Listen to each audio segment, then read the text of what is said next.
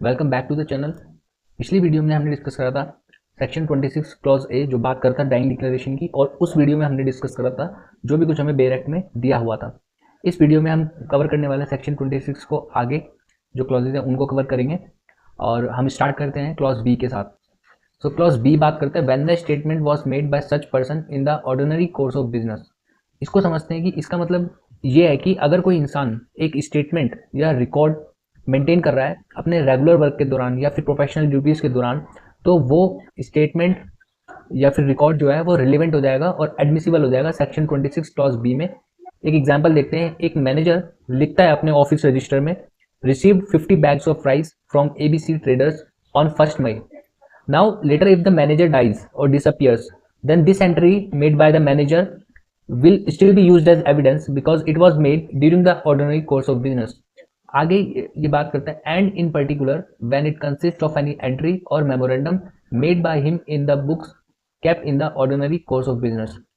Now ये line हमें बताती है कि एक स्पेसिफिक टाइप ऑफ स्टेटमेंट है, जैसे कि कोई एंट्री है या फिर कोई स्पेसिफिक नोट्स है, और वो बनाए गए हैं अपने बिजनेस रिकॉर्ड में या बिजनेस रजिस्टर में, और ये जो रजिस्टर है इसको रेगुलरली मेंटेन किया जाता है।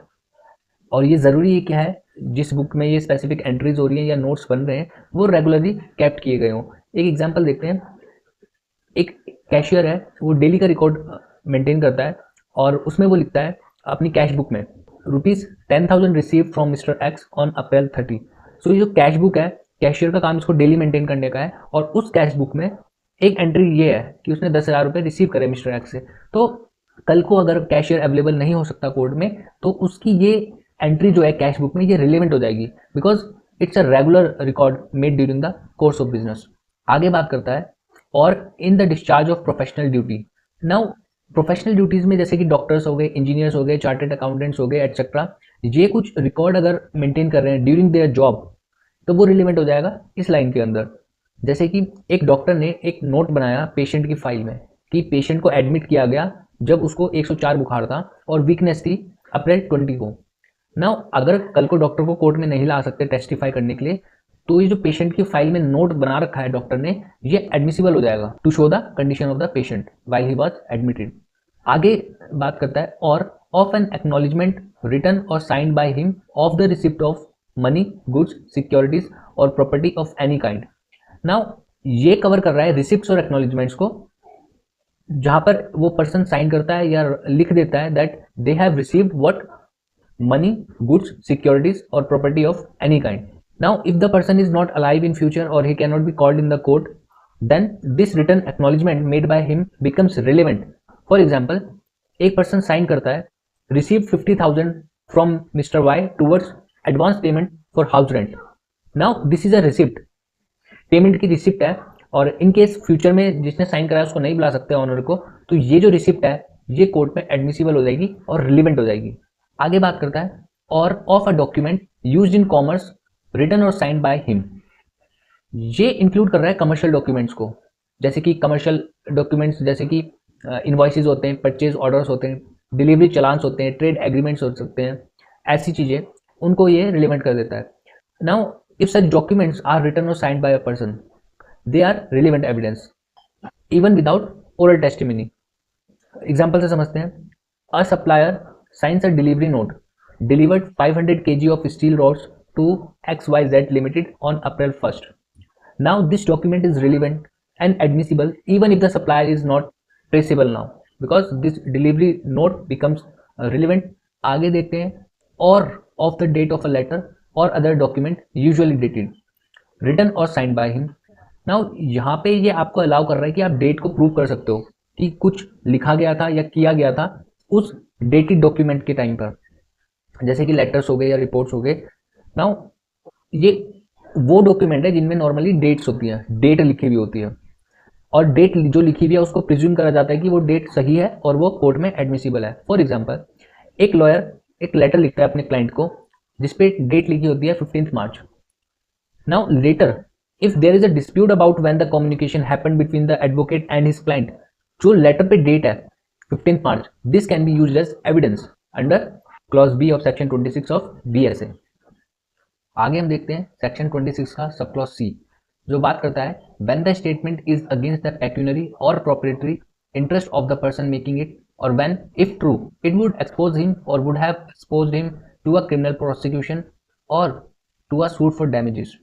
Now क्लॉज सी में अगर कोई पर्सन कुछ बोल रहा है और उसके बोलने से उसको खुद को या तो पैसों का नुकसान हो रहा है या उसकी प्रॉपर्टी का नुकसान हो रहा है या फिर उसकी लीगल पोजीशन पे कोई हार्म हो रहा है और वो एडमिट कर लेता है ऐसी बात कि जिससे वो एक्सपोज हो जाएगा, और एक्सपोज होने के बाद उसके ऊपर केस भी हो सकता है, अब चाहे वो सिविल केस हो या क्रिमिनल केस हो, और जिस इंसान ने स्टेटमेंट दी है अपने इंटरेस्ट के अगेंस्ट वो पर्सन अब अवेलेबल नहीं है, डेड है या फिर मिसिंग है, then this statement is relevant which he has made. और वो इसलिए बिकॉज कोई भी पर्सन ऐसी कोई स्टेटमेंट अपने अगेंस्ट नहीं बोलेगा जिससे उसको खुद को नुकसान हो रहा हो, और अगर उसने ऐसी कोई स्टेटमेंट दी भी है तो वो रिलीवेंट हो जाएगी under clause C of section 26।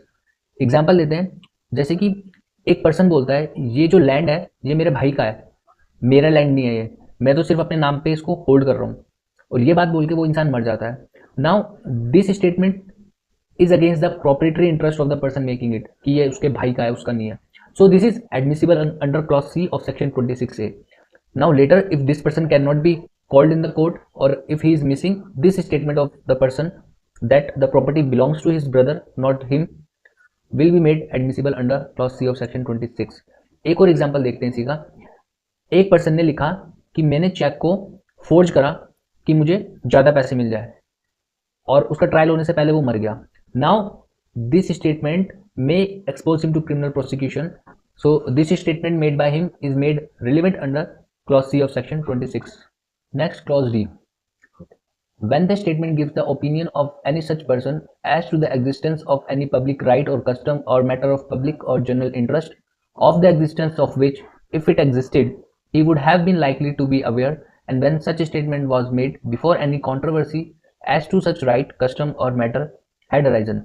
So clause D के अंदर एक पर्सन स्टेटमेंट दे रहा है पब्लिक राइट, कस्टम या यूसेज के बारे में, और वो उस पोजीशन में है कि उसको पब्लिक राइट, कस्टम या यूसेज की जानकारी है, और ये जो स्टेटमेंट उसने दी है ये स्टेटमेंट उसने तब दिया है जब पब्लिक राइट, कस्टम या यूसेज को लेकर कोई डिस्प्यूट था ही नहीं।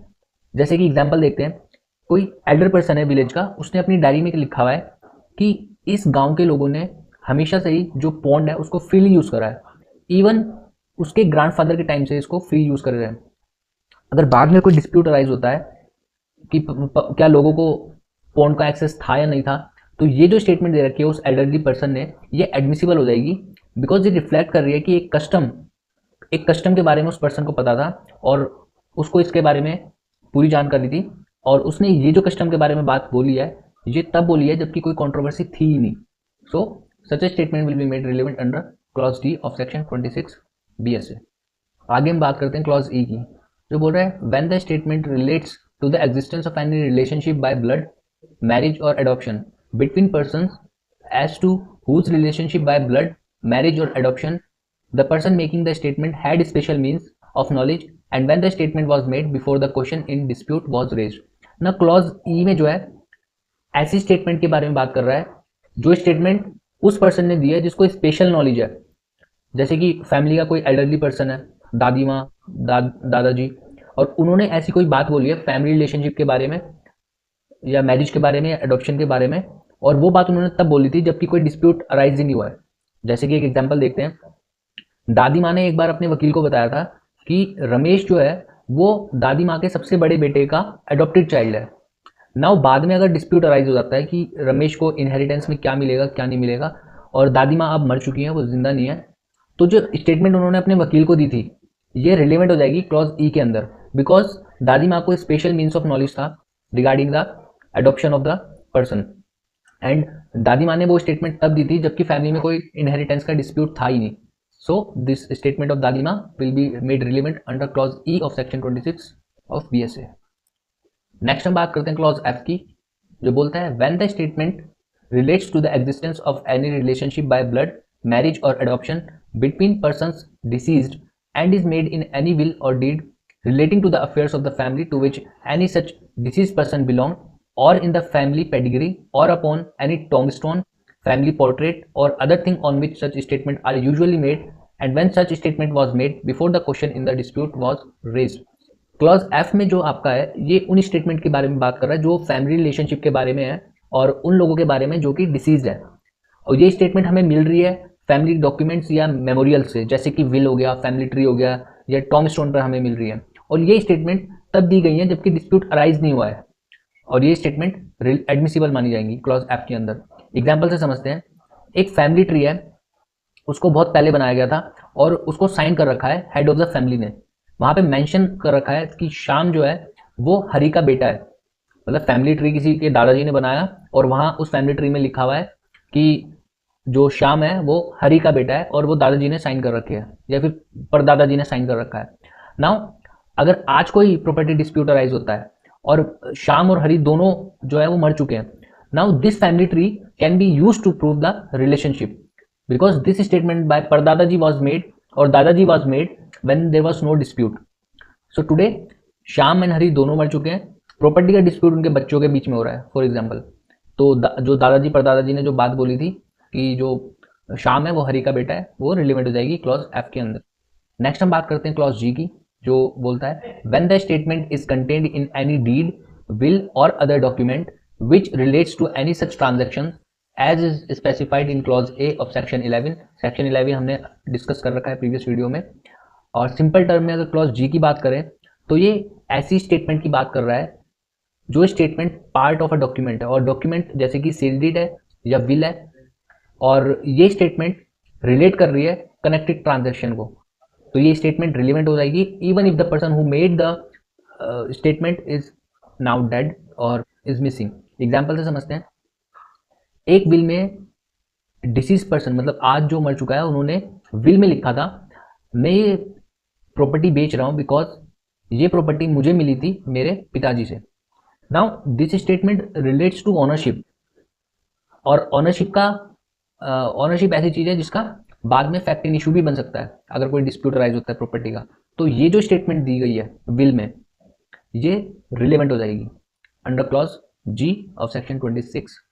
नेक्स्ट हम पढ़ते हैं क्लॉज एच, जो बात करता है when the statement was made by a number of persons and expressed feelings or impressions on their part relevant to the matter in question.